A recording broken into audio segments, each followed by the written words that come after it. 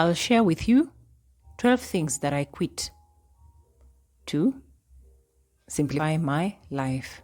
Remember, I'm on a journey to minimalism.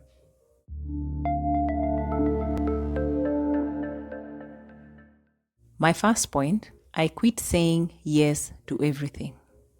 So every time someone would come to me about anything, most of the time I would say yes. It didn't matter much, especially relatives or even my child. I usually felt like if I said no, I would hurt their feelings. So I never considered or I never put my feelings first. And this really harmed me for a very long time until I came to learn how to say no. Especially if something doesn't make sense to me, I don't care. I put my feelings first and I started saying no.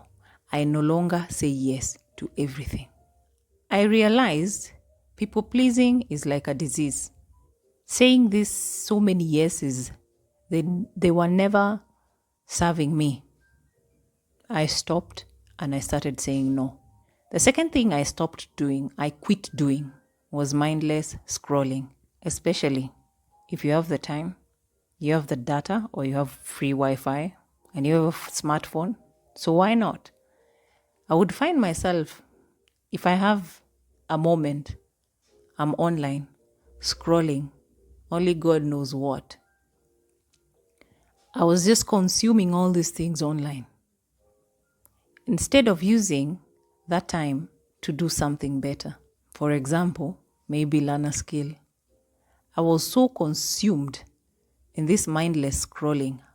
Scrolling takes up a lot of your time that you will never recover. That is time you could have been using doing something else. So I cut the scrolling time and I love it. I've learned to focus my energy and to shift my energy to other things. And that's amazing for me. So I quit mindless scrolling. The third thing I quit is complaining. If things didn't go my way, I would find myself complaining about it. I would complain about things I can change and things I couldn't change. For me at that time, I didn't even know the difference. I just felt it was unfair until I came to realize there's things I can change and there's things I cannot change. So I stopped complaining. And I started focusing on the things that I can change. Instead of complaining, I decided to do something about it. For example, I focused on changing my diet, changing my wardrobe into something better that I like. Instead of buying cheap things and complaining later, I stopped indulging in such things and I started buying quality clothes. Instead of buying junk food and snacks, I decided to start eating healthy foods so I can stop complaining about things like weight. The fourth thing I quit is overspending. I had to teach myself how to sit down with money and not feel the need to want to spend it. This is something a lot of people don't know how to do. Okay, most of us have been through that spot, but you have to teach yourself how to sit with money. Be comfortable having money and not having the need to want to spend all that money. Because if you don't teach yourself that, you'll find yourself spending money on things you don't actually need. You'll fall into this trap of consumerism and you will never save anything for yourself. The more you spend your money buying things, the more your space will be cluttered. It will be so difficult for you to maneuver your way around even your own house. Because you're always overspending. There's always something you're buying and you have to create space or room for that thing. Where else? Around your space, your living area. It becomes too cluttered. So I stopped overspending. I no longer buy anything just because I feel low, and I will never buy anything anymore just to make myself feel better. Less is more. Only a few can understand that. Another thing I quit is I stopped living for the future. You know, where you don't live for the moment. You're always waiting for that unforeseen future where you'll enjoy life, you'll enjoy this and that. Even if you're getting money right now, you're not enjoying the money. You don't even sacrifice anything for yourself. You don't thank yourself. I used to be that person.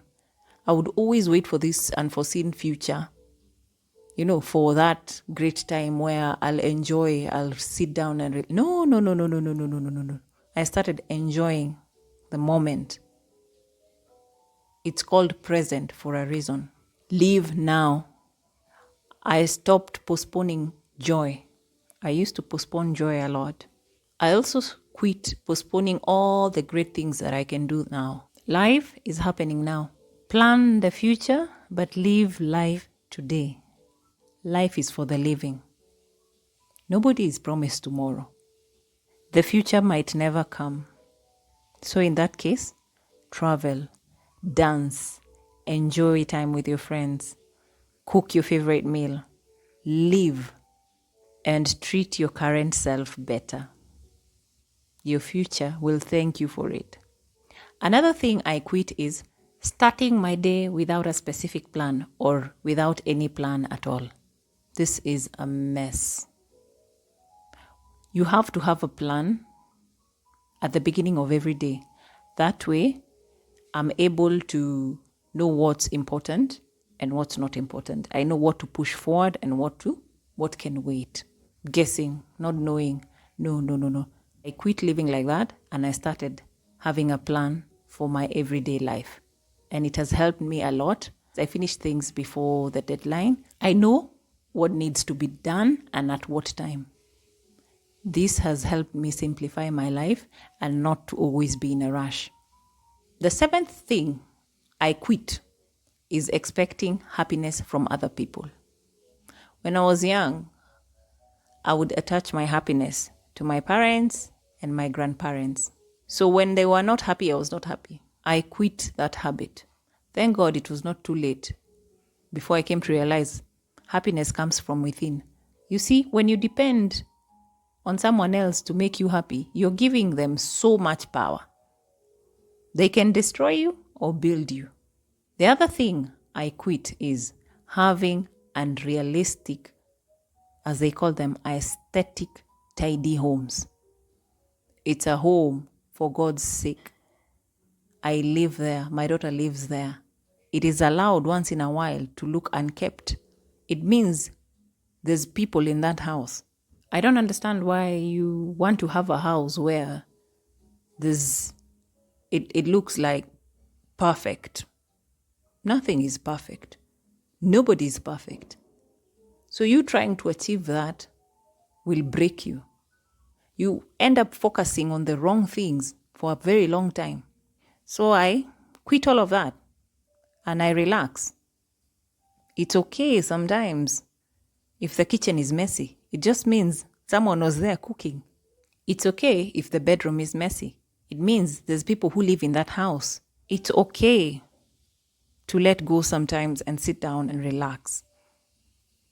It's okay to have a child in your house and they're free to play around and to jump all over. It is very tiring to keep tidying up the house every minute, every second. With this cleaning every moment, every time, you don't enjoy the moment because you're busy looking for imperfections so that you can fix them all over your house. So I quit having an unrealistic, tidy house. That's a no for me. I live there, so expect my house to look like someone lives in that house. They say, life is a beautiful mess. Another thing I quit is playing small to impress other people because of fear. Not believing in yourself. You know, when you play small, you'll regret in the future. You'll ask yourself, why didn't I take that step? Why didn't I do this? Why didn't I believe in myself? Always be willing to take the first step. Just start And don't be afraid of greatness. There was a time I used to be afraid of greatness. I was like, now what will happen? Will I be able to? How will I handle people? How will I handle this? How? No, no, no, no, no, no, no, no. Such thoughts can stop you from becoming the greatest person you can ever be. If you entertain such thoughts, you'll end up playing so small and you're going to end up hating yourself. I will always think outside the box. The box is no longer enough for me. Trying to play safe every time is no longer working for me. I quit on playing small and I embrace becoming bold and becoming brave. Another thing I quit is comparison. Always comparing yourself with other people.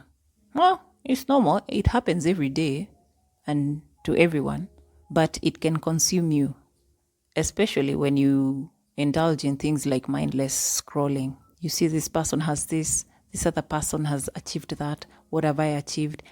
And then you end up putting so much pressure on yourself. And yet, you too are on different journeys.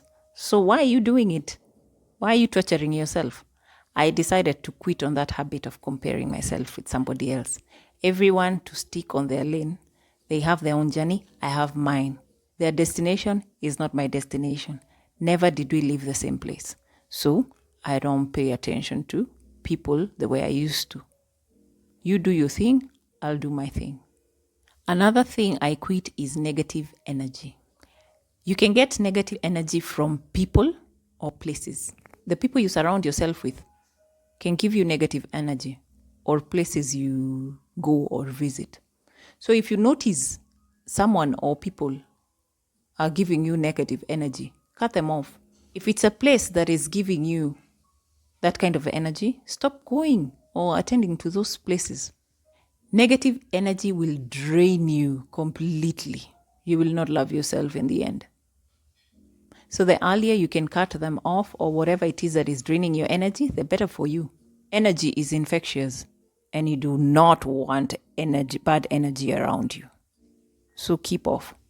The last thing that I quit to simplify my life is overthinking. I was an overthinker. I would overthink about everything. Why did this happen? Why did they do that? Who did this? And it was draining me and it was stressing me. I quit that behavior. I picked up a habit of, an attitude, that don't care attitude. I don't care anymore. Like I said earlier, I figured out what I can change and what I can't change. For instance, someone can decide to insult you or say bad things, negative things about you. I can't control someone else's mouth. The old version of me would be so stressed out. Why did they say that? Why would they say that to me? Why would they say that about me? But the new me, when I stopped overthinking, I really don't care. I realized I can't control other people's mouths. They can say whatever they want to say. I can control my own mouth. So I stopped overthinking and started focusing on me. In case you have a problem and you overthink about it, it doesn't bring any solution. Overthinking just makes it worse. So just take the first step. Clarity comes from taking action. When you've taken action, things will become clearer for you why they are the way they are. Well, that's it for us today. I hope this gets to help someone. Don't forget to like and subscribe so that you're notified once we upload another video. Thank you so much for watching, and I hope to see you next time.